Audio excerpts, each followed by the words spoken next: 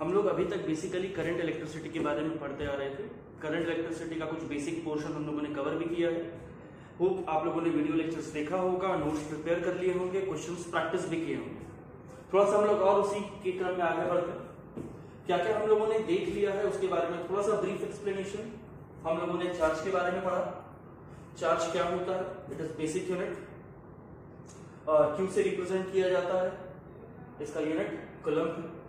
दूसरा हम लोगों ने पढ़ा force between the charge particles के बारे में, यानी कि कोई भी दो चार्ज लेट्स से Q1 दूसरा charge Q2 placed at a separation of R, तो इन दोनों के बीच में एक फोर्स एक्सपीरियंस किया जाएगा। वो फोर्स रिप्रेजेंट किया जाता है K Q1 Q2 upon R square से, where K is a constant. K का वैल्यू होता है 9 into 10 to the power 9 newton metre square पर कूलम्ब स्क्वायर। K का वैल्यू कांस्टेंट है। अगर कोई दो चार्ज पार्टिकल सेम नेचर के हों, यानी कि Q1 भी पॉजिटिव Q2 भी पॉजिटिव, तो वो एक दूसरे को रिपेल करेंगे, यानी कि ऑपोजिट डायरेक्शन में फोर्स लगाएंगे। अगर ऑपोजिट नेचर के हो तो एक दूसरे को अट्रैक्ट करेंगे। But these are central forces. Central forces कहने का मतलब ऑपोजिट डायरेक्शन में रिपेल करना या सेम डायरेक्शन में अट्रैक्ट करना, it must be along the line joining the two charges. यानी कि अगर मैं कह रहा हूं रिपेल करेंगे तो इसी सेंट्रल लाइन के डायरेक्शन में अवे भागना चाहेगा, और अगर अट्रैक्ट कर रहा है तो इसी सेंट्रल लाइन के डायरेक्शन में टुवर्ड्स भागना चाहेगा। These are the central forces. Third हम लोगों ने पढ़ा करंट के बारे में, जिसको I से रिप्रेजेंट करते हैं, इसका यूनिट एम्पियर होता है। करंट और चार्ज के बीच में रिलेशन है I is equals to Q by T. Current is the amount of charge passing through the cross-sectional area of a conductor in unit time. ये सब कुछ रिलेशंस आपको याद रखने हैं। फोर्स के बारे में, फोर्स का रिलेशन क्या है, करंट क्या है। फिर हम लोगों ने पढ़ा रेजिस्टेंस के बारे में। रेजिस्टेंस को R से रिप्रेजेंट करते हैं, इसका यूनिट ओम है। रेजिस्टेंस का बेसिक फॉर्मूला है rho L upon A, where rho is the resistivity,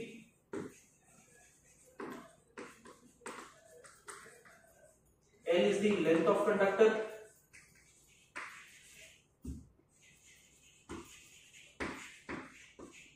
and A is the area of cross section.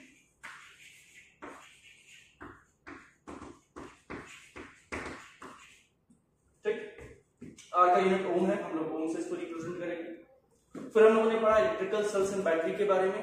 Battery क्या करता है और बैटरी की मदद से हम लोग कैसे एनर्जी को प्रोपेगेट करवाते हैं from electrical cell to the circuit. मान लीजिए मेरे पास कोई बेसिक सर्किट है, यहां पर मैंने बैटरी कनेक्ट किया, ये पॉजिटिव टर्मिनल है, ये नेगेटिव टर्मिनल है, ये रेजिस्टेंस R है।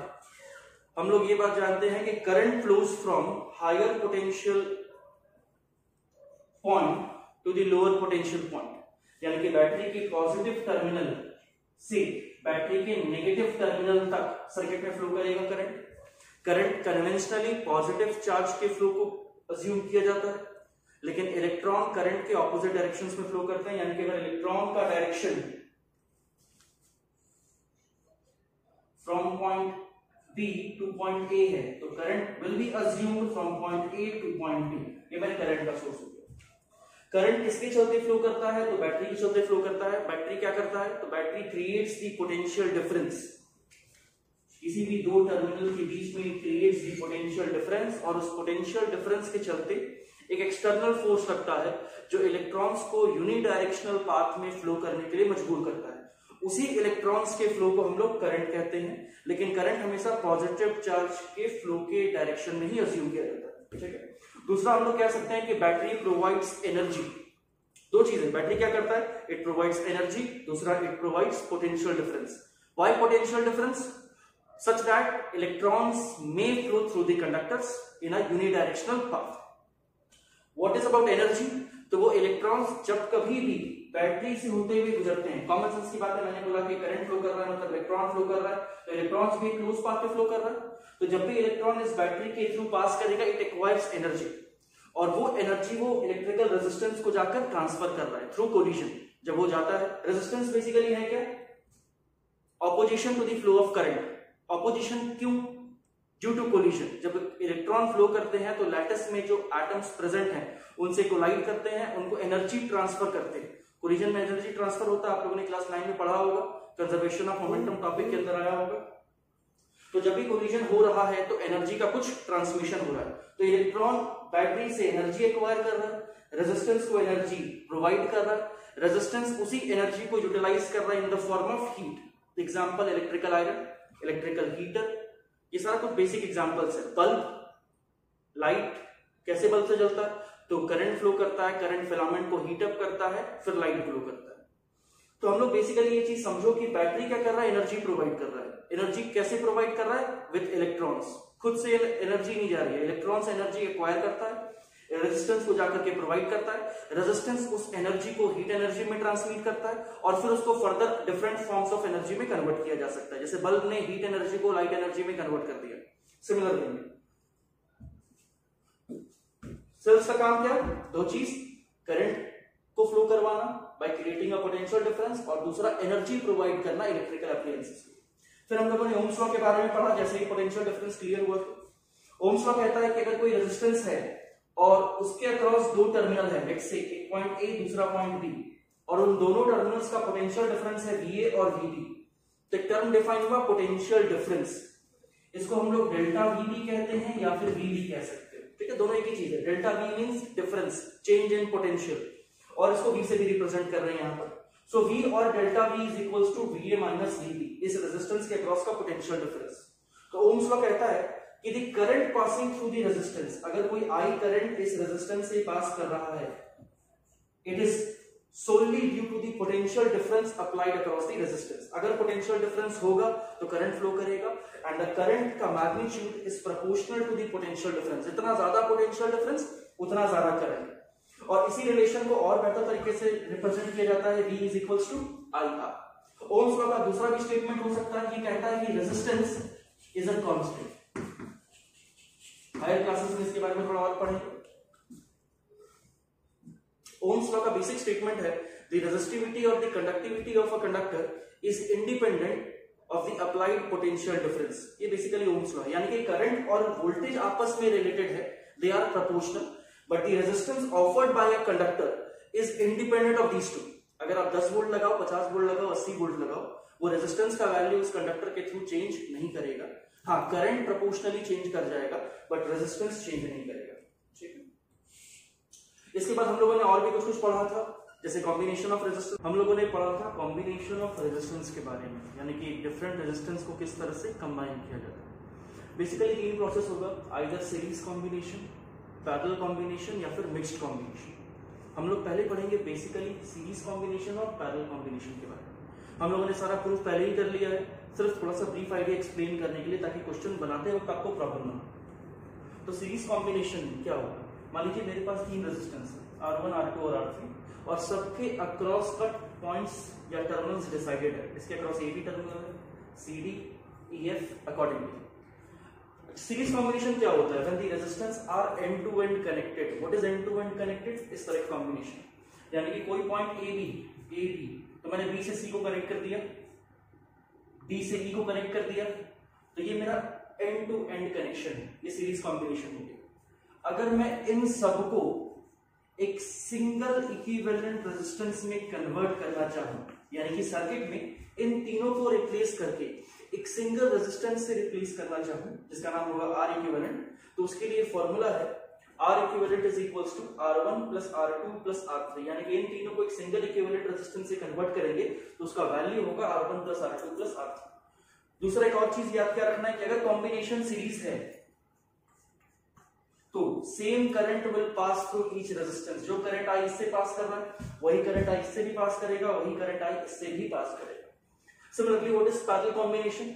जब मैं अपने रेजिस्टेंस को इस तरह से कनेक्ट करूं, A B, मैंने A से C पॉइंट को कनेक्ट किया, पहले वाले में B से C कनेक्टेड था, इसमें A से C कनेक्टेड है, सिमिलरली C से E कनेक्टेड है, B से D कनेक्टेड है, D से F कनेक्टेड है। This combination is known as parallel combination of resistance. अगर इस तरह का रेजिस्टेंस है, कॉम्बिनेशन है, और इसको मुझे सिंगल इक्विवेलेंट सर्किट में कन्वर्ट करना है, यानी कि इनके बदले एक सिंगल इक्विवेलेंट सर्किट या रेजिस्टेंस से रिप्लेस करना है, तो कहा जा सकता है कि उस रेजिस्टेंस का वैल्यू इस फॉर्मूला से निकलेगा 1 by R equivalent is equals to 1 upon R1 plus 1 upon R2 plus 1 upon R3। इसमें खास क्या है कि same potential difference is developed. अगर सर्किट में इस तरह के सिस्टम को कनेक्ट किया जाता है तो हर रेजिस्टेंस के across same potential is developed. Current flow के कारण सब में सेम पोटेंशियल डिफरेंस क्रिएट होगा। सेम पोटेंशियल डिफरेंस क्रिएट होने का मतलब यहां पर मान लीजिए करंट I फ्लो कर रहा है तो तीनों में करंट सेम नहीं जाएगा, बल्कि ऊपर वाले में करंट रेट से I1 जाएगा, नीचे वाले में करंट I2 जाएगा, उसके नीचे वाले में करंट I3 जाएगा। तो सेम पोटेंशियल डिफरेंस कहने का मतलब क्या हुआ कि VA माइनस VB ऊपर वाले के लिए, अगर यहाँ का पोटेंशियल VA, इसका potential VB, VA minus VB will be equals to VC minus VD, ये VC VD is equals to VE minus VF। जो पोटेंशियल डिफरेंस है वो तीनों के अक्रॉस सेम होगा। VA माइनस VB को क्या लिखा जा सकता है I1 R1, VC minus VD को क्या लिखा जा सकता है I2 R2। Ohm's law, the potential difference across a resistance is equals to current passing through that resistance into the magnitude of that resistance is equals to I3 R3। ये तीसरे वाले के लिए, यानी कि एक कॉम्बिनेशन के लिए I1 R1 is equals to I2 R2 is equals to I3 R3, या फिर the potential difference across each resistance is same। ये दो चीज आपको याद रखनी है। सीरीज कॉम्बिनेशन में क्या होता है, करंट फ्लो करता है, करंट सेम होता है। पैरेलल कॉम्बिनेशन में पोटेंशियल डिफरेंस सेम होगा। पहले कर चुके हैं लेकिन थोड़ा सा रिवाइज करा दिए। अब हम लोग पढ़ेंगे मिक्स्ड प्रॉब्लम के बारे में, यानी कि इसमें सीरीज कॉम्बिनेशन भी हो, पैरेलल कॉम्बिनेशन भी हो, और जो हम लोग पहले पढ़ चुके हैं इक्वी पोटेंशियल पॉइंट, उसका भी थोड़ा सा brief explanation. Combination, parallel combination देख लिया, उसका बेसिक फॉर्मूला हमें पता है। अब हमें क्या करना है, इक्विवेलेंट रेजिस्टेंस फाइंड करना है।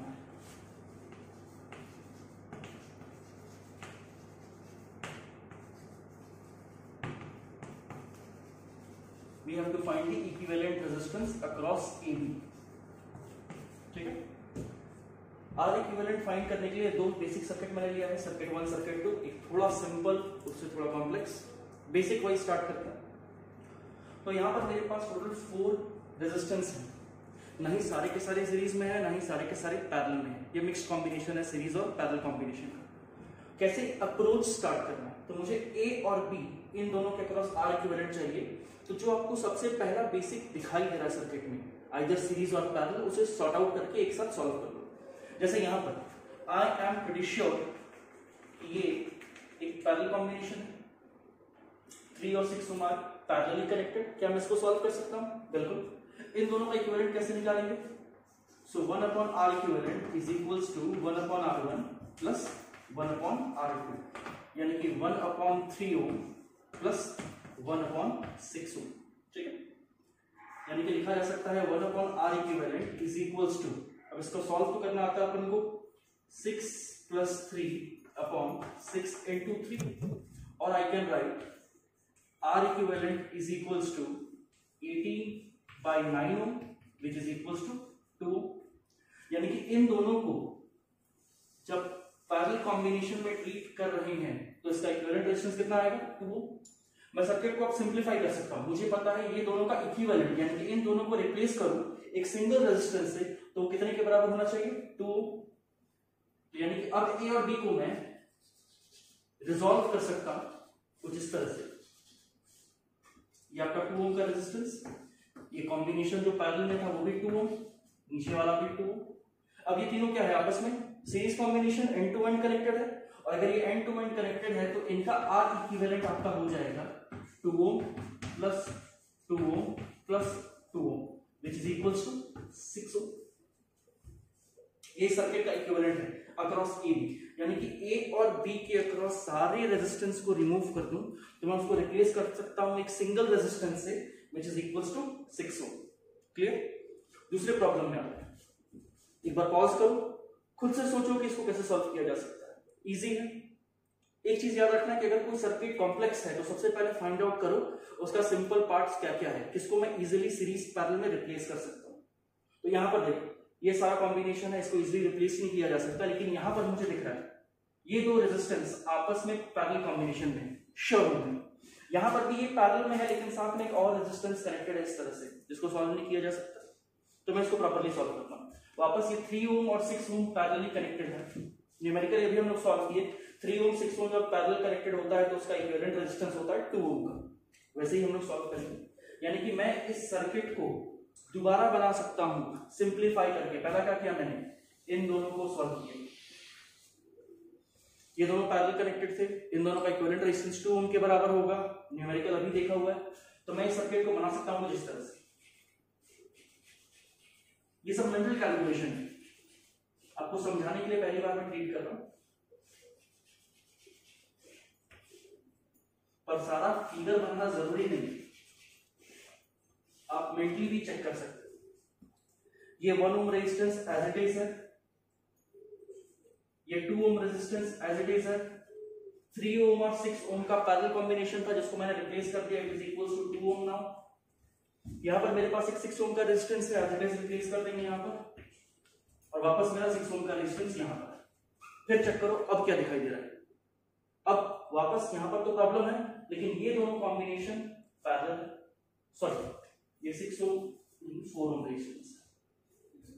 अब ये दोनों रेजिस्टेंस को चेक करो, ये दोनों रेजिस्टेंस इस तरह से कनेक्टेड है सीरीज, इसमें कोई प्रॉब्लम नहीं है, इसमें कोई दिक्कत नहीं, ये दोनों सीरीज कॉम्बिनेशन है। तो क्या इसका इक्विवेलेंट लिखा जा सकता है? बिल्कुल। क्या होगा? 2 ohm 2 ohm, what will be the R equivalent 4 ohm, दोनों को जोड़ना है सिंपली अगर सीरीज कॉम्बिनेशन में है तो। फिर से सर्किट को सॉल्व करते हैं, क्या बनाया जा सकता है इसको, 1 ओम रेजिस्टेंस,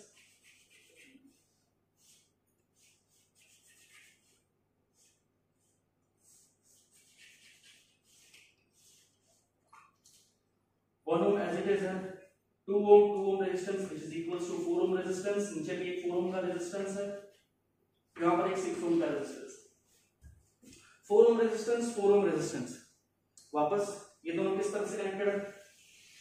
पैरेलल। अगर ये दोनों पैरेलल है तो इसका आर इक्विवेलेंट कैसे निकालेंगे? 1 by R equivalent is equals to 1 upon r1 plus 1 upon r2, parallel combination का यही है। So I can write 1 upon R equivalent is equals to 1 by 4 ohm plus 1 by 4 ohm, यानी कि इसको मैं रिप्लेस कर सकता हूं 1 by 4 ohm plus 1 by 4 ohm, simply कितना हो जाएगा? 2 ohm। फिर से रिप्लेस कर, एक सिंगल रेजिस्टेंस यहां पर 1 ohm का,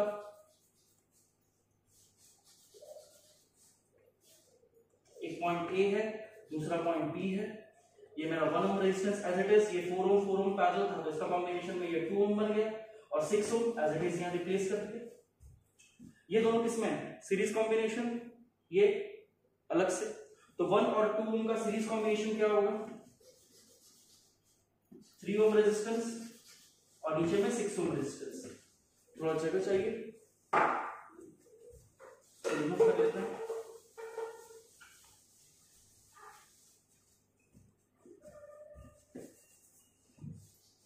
one ohm 2 ohm series combination है, ये मेरा 3 ओम बन गया, नीचे में फिर से मेरा 6 ओम बन गया, एक पॉइंट ए कनेक्टेड है, दूसरा पॉइंट बी है, ये दोनों पैरेलल कॉम्बिनेशन में है, दोनों का पैरेलल कॉम्बिनेशन का इक्विवेलेंट भी पता है, फॉर्मूला यूज करेंगे 1 बाय आर इक्विवेलेंट बराबर 1 by r1 plus 1 by r2।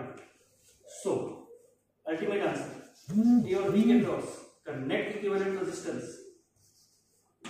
Is equals to 2। हम लोग पढ़ेंगे equipotential method for equivalent resistance. हम लोगों ने सीरीज देखा, पैरेलल देखा, थोड़ा मिक्स्ड कॉम्बिनेशन देखा कि किस तरह से जो इजीली इवैल्यूएट करने वाली चीजें हैं उसे इवैल्यूएट करके सर्किट को सिंप्लीफाई करते जाना। लेकिन कुछ सर्किट ऐसे होते हैं जहां पर पता नहीं चलेगा कि सीरीज है पैरेलल है, तो उन सारे सर्किट्स को इजीली सिंप्लीफाई करने के लिए हम लोग मेथड यूज करते हैं equipotential method for equivalent resistance. But equipotential के बारे में मैंने लेक्चर में डिस्कस किया हुआ है, थोड़ा सा उस पर भी ब्रीफ एक्सप्लेनेशन दे देता हूँ कि मान लीजिए मेरे पास कोई आइडियल कंडक्टर है। What is ideal conductor? अभी तक के लिए जिसका रेजिस्टेंस 0 हो, आइडियल वायर या आइडियल कंडक्टर जिसका रेजिस्टेंस 0 हो। तो अगर मेरे पास कोई आइडियल वायर या आइडियल कंडक्टर है, ठीक है, एक पॉइंट VA है, दूसरा पॉइंट VB है, तो अगर मेरे पास कोई आइडियल वायर है और उसमें से कोई करंट I पास भी कर रहा है, फिर भी the potential VA is equals to VB from Ohm's law. Delta V that is the potential difference is equals to I into R। अगर R 0 है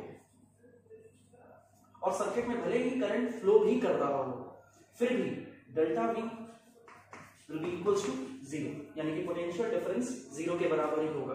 अगर मेरे पास कोई आइडियल कंडक्टर है जिसका रेजिस्टेंस 0 है, इसका मतलब ओम्स लॉ से डेल्टा वी भी 0 होगा in spite of current flowing through it, और डेल्टा वी 0 होने का मतलब दोनों एंड का पोटेंशियल सेम होगा। इसका दूसरा और देख सकते हैं कि अगर मेरे पास कोई वायर है जिसका रेजिस्टेंस है, फाइनाइट रेजिस्टेंस है R, और दो एंड का पोटेंशियल है VA और VB, if VA is equals to VB, अगर दो एंड का पोटेंशियल सेम है, इसका मतलब उस वायर से जो करंट पास कर रहा होगा वो 0 होगा। या फिर अगर वायर से कोई करंट पास नहीं कर रहा है तो इस दोनों एंड का पोटेंशियल सेम होगा। ये दो अलग अलग पॉइंट्स को अपने दिमाग में याद रखना है। पहला कि अगर मेरे पास कोई आइडियल कंडक्टर है और करंट फ्लो भी कर रहा है तब भी दो एंड का पोटेंशियल सेम होगा, और अगर मेरे पास कोई फाइनाइट रेजिस्टेंस है तो फाइनाइट पोटेंशियल डिफरेंस भी होगा। लेकिन अगर पोटेंशियल डिफरेंस 0 है, यानी कि VA बराबर VB है, तो उस रेजिस्टेंस से कोई करंट पास नहीं करेगा, या फिर उल्टा कहो कि अगर उस रेजिस्टेंस से कोई करंट पास नहीं कर रहा है तो पोटेंशियल डिफरेंस 0 ही होगा, ये भी बाय ओम्स लॉ। ठीक, इसको थोड़ा समझने के लिए पहले एक सिंपल सर्किट समझते हैं। मेरे पास एक बैटरी है 10 वोल्ट का, ये कॉम्बिनेशन ऑफ रेजिस्टेंस है, मुझे पता करना है आर इक्विवेलेंट सर्किट का, करंट पता करना है, और पोटेंशियल डिफरेंस ए और बी पॉइंट, यहाँ दिखाया गया है ए पॉइंट और बी पॉइंट, इसके बीच का पोटेंशियल डिफरेंस पता करना है। फिर हम लोग ए और बी के बीच में एक आइडियल कंडक्टर प्लेस करेंगे और सर्किट को दोबारा इवैल्यूएट करेंगे। तो पहला बेसिक सर्किट को इवैल्यूएट कर लेते हैं। तो सबसे पहला कॉम्बिनेशन चेक करो किस तरह का कॉम्बिनेशन है। तो ये सारा end to end connected resistance है। अगर मुझे आर इक्विवेलेंट पता करना है तो आर इक्विवेलेंट सिंपली किसके बराबर हो जाएगा, सारे रेजिस्टेंस का अरिथमेटिकल सम कितना हो जाएगा, तो 3, 3, 6, 7, 8 और 9, 10, यानी कि आर इक्विवेलेंट इस सर्किट का होगा 10। कुछ नहीं किया मैंने, R1 plus R2 plus R3 plus R4 कर दिया। अगर मुझे करंट पता करना है सर्किट में तो by Ohm's law current is equals to potential applied by R equivalent. ऐसा क्यों कर रहा हूं, क्योंकि मैं इस सर्किट को इस तरह से अज्यूम कर रहा हूं। मेरे पास एक बैटरी है 10 वोल्ट का, मैंने पूरे सर्किट को एक सिंगल रेजिस्टेंस से रिप्लेस कर दिया, वो रेजिस्टेंस है 10 ओम का। अगर सर्किट से करंट I पास कर रहा है तो करंट का वैल्यू पता करना है। तो करंट क्या होगा, जो बैटरी में पोटेंशियल डिफरेंस अप्लाई किया गया 10 वोल्ट, और कितने ओम का रेजिस्टेंस है 10 ohm, current will be equals to the potential difference applied. Battery क्या करता है, पोटेंशियल डिफरेंस अप्लाई करता है, ध्यान दें, यानी कि इस दो एंड, मान ले मैं किसी पॉइंट का नाम दे रहा हूं x, इस पॉइंट का नाम दे रहा हूं y, तो vy minus vx is equals to 10 volt. ठीक, यानी कि इस बैटरी के अक्रॉस भी 10 वोल्ट आया होगा, ये पॉइंट y, ये पॉइंट x, जैसे यहाँ का पोटेंशियल vy, यहाँ का पोटेंशियल vx, तो इसका भी पोटेंशियल vy होगा, इसका भी पोटेंशियल vx होगा। क्यों, in spite of current flowing through the conductor, ये एक आइडियल कंडक्टर है जिसका कोई रेजिस्टेंस नहीं है। इस पॉइंट का पोटेंशियल vy होगा तो इसका भी vy, इसका पोटेंशियल vx होगा तो इसका भी vx होगा। क्लियर है, क्योंकि आइडियल कंडक्टर से कनेक्टेड है। तो पोटेंशियल डिफरेंस जो यहाँ बैटरी अप्लाई कर रहा है वो सारा का सारा पोटेंशियल डिफरेंस इस रेजिस्टेंस को मिल रहा है। कितना का डिफरेंस है, 10 वोल्ट का। तो करंट कितने के बराबर होगा, V by R equivalent, which is equals to 10. This is the potential difference, resistance 10. तो मेरा आंसर आएगा 1 एम्पीयर। अगर मुझे पता करना है VA minus VB, that is the potential difference across A and B, ये भी किससे पता चलेगा, ओम्स लॉ से। इस सर्किट को दोबारा देख, क्या मैं ऐसा सर्किट फॉर्म कर सकता हूं,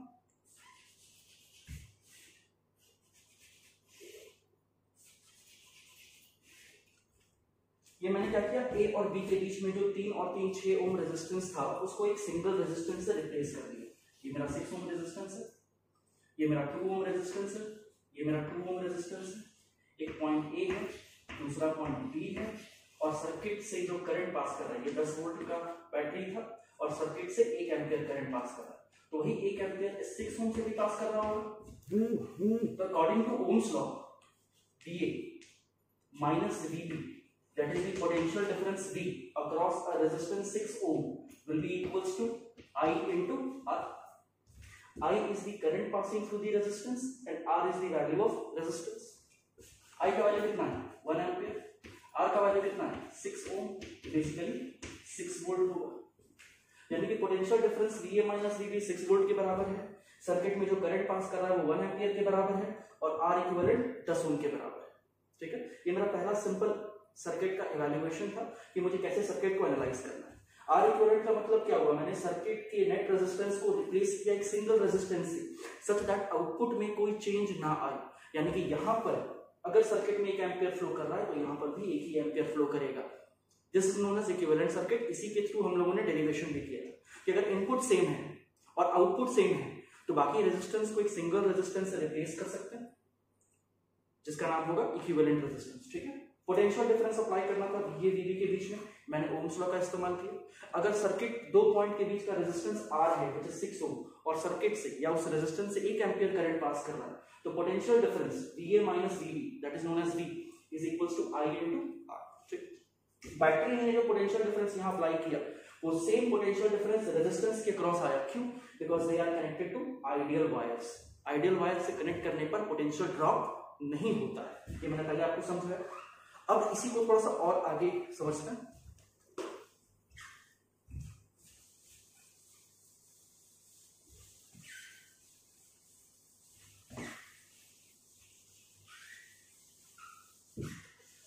सेम सर्किट में मैंने सर्किट दोबारा सेम बनाया है।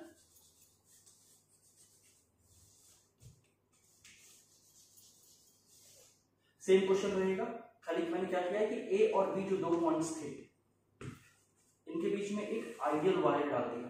This wire is ideal. Ideal का मतलब इसमें कोई रेजिस्टेंस नहीं, सारा पैरामीटर सेम रखा है। ये 10 वोल्ट का बैटरी, ये 2 ओम, ये 3 ओम, ये 3 ओम, ये 2। ठीक, मुझे दोबारा क्या क्या पता करना है? मुझे R इक्विवेलेंट पता करना है सर्किट का, मुझे सर्किट में करंट कितना पास कर रहा है ये पता करना है, और potential difference VA minus VB पता करना है। पूरा पैरामीटर से मैंने खाली एक आइडियल वायर से कनेक्ट कर दिया किसी 2 पॉइंट A और B को। समझना इस चीज को कि रेजिस्टेंस क्या होता है। हम लोग सर्किट के रेजिस्टेंस को कैसे इवैल्यूएट करते हैं कि करंट के फ्लो में जो ऑपोजिशन क्रिएट करे वो मिलती है रेजिस्टेंस। अगर किसी रेजिस्टेंस से कोई करंट फ्लो ही नहीं कर रहा है तो उस रेजिस्टेंस का कोई महत्व यानी कि होना या ना होना कोई फर्क नहीं पड़ता। अब मान लो सर्किट में इवैल्यूएट करना स्टार्ट करते हैं तो A और B मैंने 2 पॉइंट लिए, तो लेट्स से मैं A का पोटेंशियल VA अज्यूम कर रहा हूं, B पॉइंट का पोटेंशियल VB अज्यूम कर रहा हूं। क्योंकि ये आइडियल कंडक्टर है तो क्या मैं कह सकता हूं कि VA is equals to VB? हाँ या ना? आइडियल कंडक्टर है, अगर इससे करंट फ्लो करे या ना करे इस 2 पॉइंट का पोटेंशियल सेम होगा, यानी कि VA is equals to VB। ये आइडियल कंडक्टर का मतलब हुआ, यानी कि इस रेजिस्टेंस के क्रॉस कोई पोटेंशियल डिफरेंस नहीं है। ध्यान दें, यानी कि मैं VB को VA लिख सकता हूं। थोड़ी देर पहले मैंने इवैल्यूएट कराया था कि इस ब्रांच में जो करंट फ्लो कर रहा था it was due to the potential difference. 6 volt का पोटेंशियल डिफरेंस था A और B के बीच में, लेकिन अब A और B के बीच में कोई पोटेंशियल डिफरेंस नहीं है। क्यों? मैंने इसे एक आइडियल वायर से कनेक्ट कर दिया, यानी कि इस रेजिस्टेंस से कोई करंट पास नहीं करेगा। रीजन क्यों? क्योंकि देख A और B के बीच में कोई पोटेंशियल ड्रॉप नहीं है। समझ इस चीज को, 3 और 3 ओम में जो करंट फ्लो करता it was due to the potential difference, but क्योंकि आइडियल वायर से कनेक्ट किया तो पोटेंशियल डिफरेंस ही 0 हो गया। VA minus VB is equals to 0। अगर कोई पोटेंशियल डिफरेंस नहीं है तो इस ब्रांच से कोई करंट फ्लो नहीं करेगा, यानी कि इस 3 ओम और 3 ओम यानी कि 6 ओम रेजिस्टेंस से कोई करंट फ्लो नहीं करेगा। तो करंट फ्लो कैसे करेगा? करंट यहां से निकलेगा I, इस 2 ओम से पास करेगा।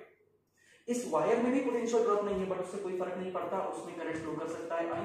ओम्स लॉ को वैलिडेट कर रहा है, वॉलेट नहीं कर रहा।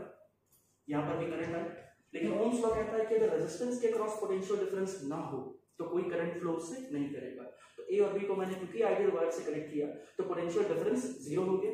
पोटेंशियल डिफरेंस 0 हो गया मतलब इस ब्रांच से कोई करंट फ्लो नहीं कर रहा है, और जिस सर्किट में किसी रेजिस्टेंस से करंट ही ना फ्लो करे उस रेजिस्टेंस का सर्किट में होना या ना होना इससे कोई फर्क नहीं पड़ता। यानी कि इस पूरे सर्किट को हम लोग दोबारा री इवैल्यूएट कर सकते हैं इस तरह से। मेरे पास एक बैटरी है, एक 2 ओम का रेजिस्टेंस है, एक रेजिस्टेंस यहां है 2 ओम का, सर्किट में करंट फ्लो कर रहा है I, ये बैटरी है भी 10 वोल्ट का। बोलोगे सर ये रेजिस्टेंस कहां गया? भाई ये रेजिस्टेंस मैंने हटा दिया। क्यों हटा दिया? क्योंकि इस रेजिस्टेंस से कोई करंट पास नहीं कर रहा। क्यों पास नहीं कर रहा? क्योंकि आइडियल वायर के चलते इस 2 टर्मिनल के बीच में कोई पोटेंशियल डिफरेंस नहीं है, और ओम्स लॉ कहता है पोटेंशियल डिफरेंस ना हो तो करंट सर्किट से पास नहीं करेगा, और जिस रेजिस्टेंस से करंट पास नहीं करेगा उस रेजिस्टेंस का सर्किट में होना या ना होना will not make any difference. उसको आप इजीली इवैल्यूएट करके हटा सकते हैं, एलिमिनेट कर सकते हैं सर्किट से। तो अब अगर इस सर्किट को देखो ध्यान से, तो यहाँ का आर इक्विवेलेंट कितना होगा, फिर से ये 3 का आप कोई काम ही नहीं है, 2 ओम सीरीज में कनेक्टेड है, R equivalent is 4 ohm. Circuit में करंट क्या होगा, तो करंट होगा V by R equivalent. V कितना था 10 वोल्ट, आर इक्विवेलेंट कितना है 4 ओम, तो मेरा आंसर कितना हो गया 2.5 एम्पीयर। ठीक। और अगर तीसरा क्वेश्चन VA माइनस VB, ये तो यहां से पहले के पार्ट से क्लियर है क्योंकि ये आइडियल वायर है और दो एंड A और B आइडियल वायर से कनेक्टेड हैं, तो इनके बीच का पोटेंशियल डिफरेंस 0 ही होगा। इसके 0 होने के कारण ही इस ब्रांच में कोई करंट फ्लो नहीं कर रहा है, जिसको मैंने एलिमिनेट करके साइड कर दिया।